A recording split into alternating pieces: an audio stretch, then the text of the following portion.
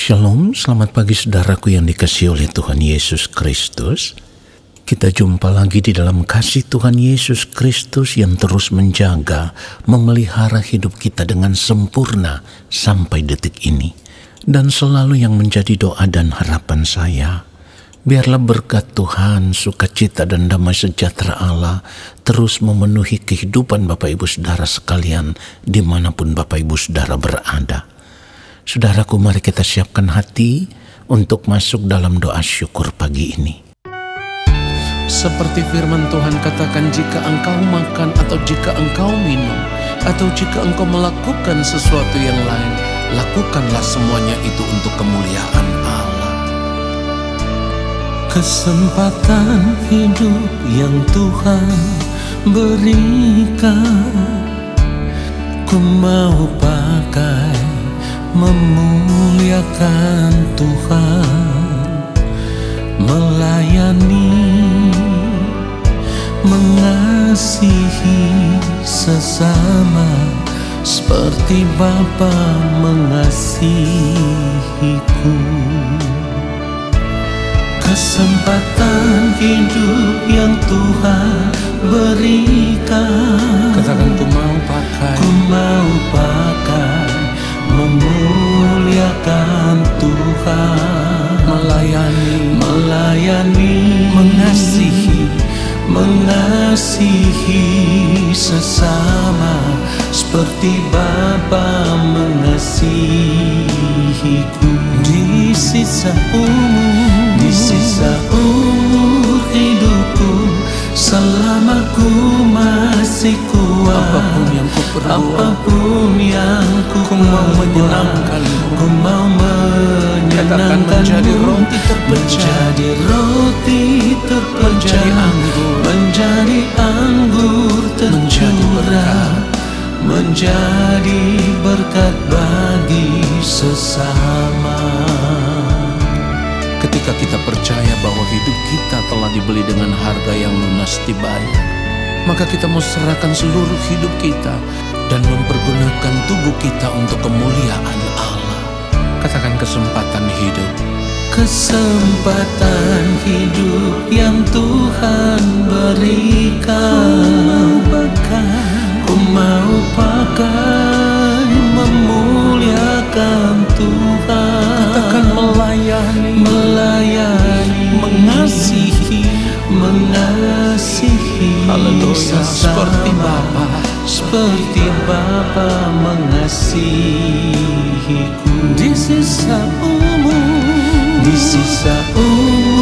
hidupku, selama ku masih kuat, apapun yang ku perbuat, ku mau menyenangkanmu, menjadi roti terpecah, menjadi anggur tercurah, menjadi berkat bagi sesama. Kita mau katakan sekali lagi, di sisa umur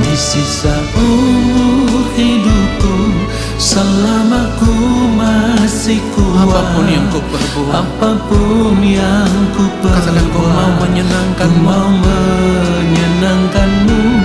menjadi roti terpecah, menjadi anggur tercurah, menjadi berkat bagi sesama, menjadi berkat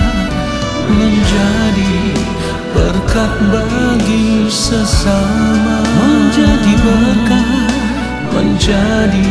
berkat bagi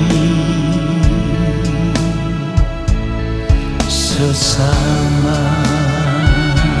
Biarlah segala hormat dan kemuliaan hanya bagi Tuhan saja. Haleluya.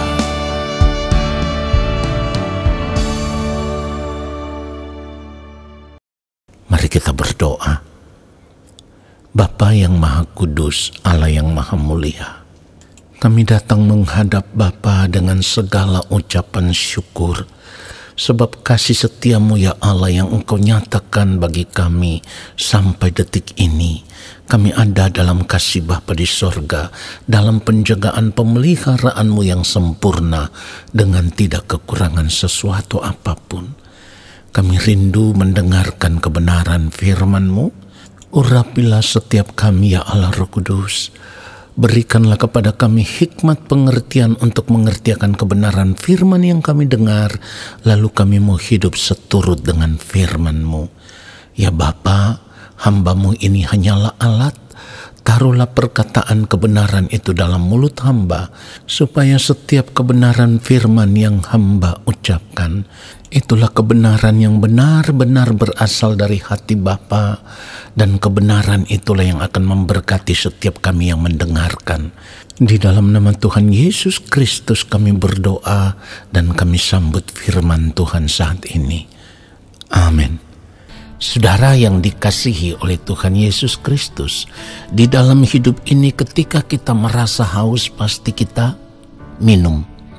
Ketika kita merasa lapar pasti kita makan.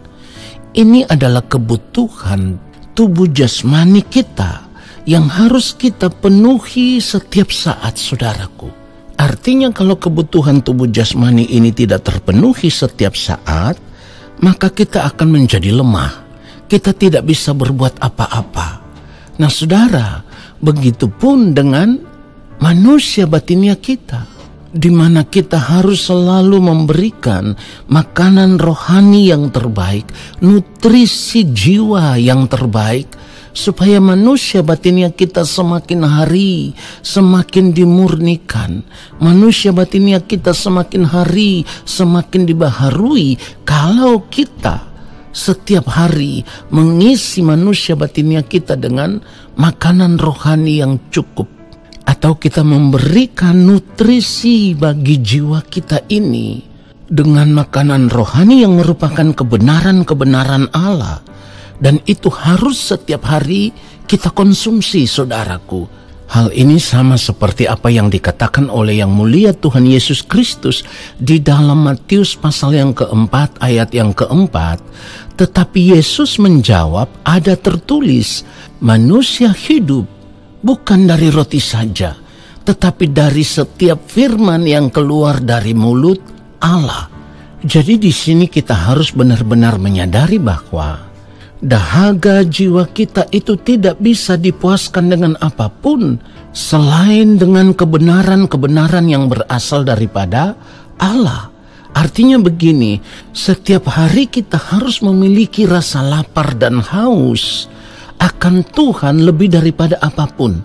Saudara, ketika kita memiliki rasa lapar dan haus akan Tuhan lebih daripada apapun, maka kita akan memiliki kerinduan untuk membangun persekutuan dengan Tuhan setiap hari, lebih dari kerinduan kita akan kesenangan-kesenangan hidup yang lain. Sehingga ketika kita membaca kebenaran firman Tuhan, kita membaca kebenaran firman Tuhan itu dengan hati yang benar-benar merasa haus akan Tuhan. Ya, ketika kita mendengarkan kebenaran firman Tuhan, kita mendengar kebenaran firman Tuhan itu begitu antusias karena kita ingin mengerti akan kebenaran Tuhan, supaya kita bisa mengenakan kebenaran itu di dalam kehidupan kita, saudaraku. Kalau setiap hari kita mengisi bejana hati kita dengan kebenaran, maka kehausan kita akan Allah, kerinduan kita akan Allah, itu akan menguasai seluruh hati dan pikiran kita, sehingga apapun yang kita lakukan di dalam hidup ini, kita melakukannya seturut dengan kehendak Bapa di sorga, atau dengan kata lain, kita akan melakukannya sesuai dengan pikiran dan perasaan Allah. Itulah yang dimaksudkan di dalam Filipi pasal yang kedua ayatnya yang kelima. Hendaklah kamu dalam hidupmu bersama menaruh pikiran dan perasaan yang terdapat juga dalam Kristus Yesus. Jadi kalau kita masing-masing mau memeriksa seluruh keberadaan hidup kita saat ini, kita akan menemukan bahwa ternyata selama ini kita belum memiliki rasa haus akan Tuhan secara benar. Kita belum memiliki rasa lapar akan Tuhan secara benar. Kita belum mau mengisi bejana hati kita dengan kebenaran-kebenaran Tuhan secara benar. Pertanyaannya, kenapa demikian? Karena sebenarnya selama ini jiwa kita itu diarahkan untuk menikmati kenikmatan-kenikmatan hidup dunia. Artinya kita selalu mengisi jiwa kita dengan keinginan-keinginan hawa nafsu diri, dan itu kita jadikan sebagai selera jiwa. Dan selera jiwa kita itu lebih ditujukan kepada perkara-perkara dunia yang sia-sia. Dan tentu dampaknya itu akan sangat jelas di dalam kehidupan kita sebagai orang percaya, di mana kita tidak lagi memiliki kerinduan untuk membangun persekutuan dengan Tuhan secara benar, saudaraku. Hal ini yang harus kita sadari. Sebab kalau kita hanya mengisi jiwa kita dengan selera-selera dunia, maka yang akan kita kejar adalah apa? Materi, ya, kekayaan dunia, gelar, pangkat, jabatan, kehormatan, kedudukan, ya. Kita akan menghabiskan masa waktu hidup kita hanya untuk mengejar itu semua, saudaraku. Padahal semuanya itu adalah kesia-siaan di atas kesia-siaan. Tetapi perlu diingat, bukan berarti kita tidak membutuhkan materi. Bukan berarti kita juga tidak memerlukan gelar atau pangkat atau jabatan.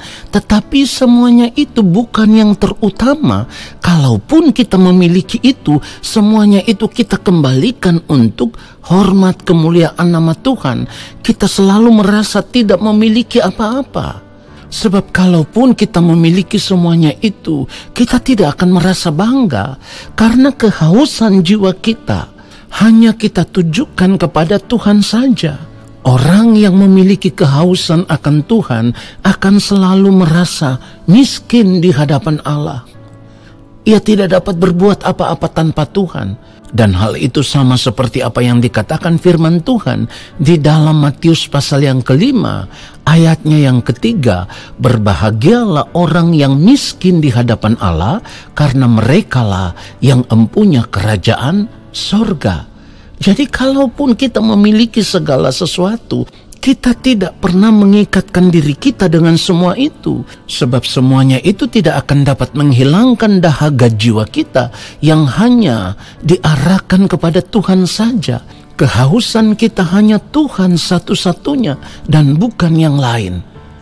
Lalu kalau kita melihat Matius pasal yang ke-5, ayat yang ke-6 dikatakan, berbahagialah orang yang lapar dan haus akan kebenaran, karena mereka akan dipuaskan. Saudaraku, itulah kenapa sebagai orang percaya, setiap hari kita harus belajar untuk mengingini Tuhan lebih daripada apapun. Bukan yang lain, bukan dunia ini dengan segala kesenangannya, saudaraku. Yohanes pasal yang ke-4 ayat 14 firman Tuhan katakan, tetapi barang siapa minum air yang akan kuberikan kepadanya, ia tidak akan haus untuk selama-lamanya. Sebaliknya, air yang akan kuberikan kepadanya akan menjadi mata air di dalam dirinya yang terus-menerus memancar sampai kepada hidup yang kekal. Inilah nutrisi jiwa yang kita perlukan setiap hari, saudaraku, yaitu kebenaran yang berasal dari Allah. Kalau kita melihat Yohanes pasal yang ke-6, ayat 35, Tuhan Yesus berkata, Akulah roti hidup, barang siapa datang kepadaku, ia tidak akan lapar lagi, dan barang siapa percaya kepadaku, ia tidak akan haus lagi. Jadi saudaraku, selama kita hidup di dunia ini, kita harus benar-benar mengarahkan gairah jiwa kita, bukan untuk yang lain, tetapi hanya untuk Tuhan saja. Artinya kita harus menjadikan Tuhan satu-satunya kebahagiaan hidup kita, satu-satunya kesenangan hidup kita, satu-satunya kesukaan hidup kita, bukan yang lain. Inilah rasa lapar dan haus akan Tuhan secara benar. Saudara, rasa lapar dan haus akan Tuhan secara benar itu akan membawa kita sampai kepada hidup yang kekal. Pasti, sekali lagi, itu pasti. Karena pada akhirnya di kekekalan nanti, kehausan kita akan Tuhan akan terpuaskan, di mana kita akan minum dari mata air kehidupan yang disediakan oleh Allah Bapa di sorga. Wahyu 21 ayat yang ke-6 firman Tuhan katakan, semuanya telah terjadi. Aku adalah Alfa dan Omega, yang awal dan yang akhir. Orang yang haus akan kuberi minum dengan cuma-cuma dari mata air kehidupan. Jadi ketika kita merasa lapar dan haus akan Tuhan, selama kita ada di dunia ini, kehausan kita akan terpuaskan ketika kita berjumpa dengan Tuhan di dalam kerajaannya, hidup bersama-sama dengan Tuhan di dalam kemuliaannya. Tetapi orang yang tidak lapar dan haus akan Tuhan saat ini, yang hanya mengarahkan fokus hidupnya kepada perkara-perkara dunia, maka sampai di hadapan Tuhan, Tuhan akan berterus terang seperti yang dikatakan firman Tuhan di dalam Matius pasal yang ke-7 ayat 23. Pada waktu itulah aku akan berterus terang kepada mereka dan berkata, aku tidak pernah mengenal kamu, enyahlah daripadaku, kamu sekalian pembuat kejahatan. Saudaraku, saya mau katakan satu hal, sadar sebelum terlambat. Kiranya kebenaran firman Tuhan ini memberkati kita semua. Haleluya. Amin.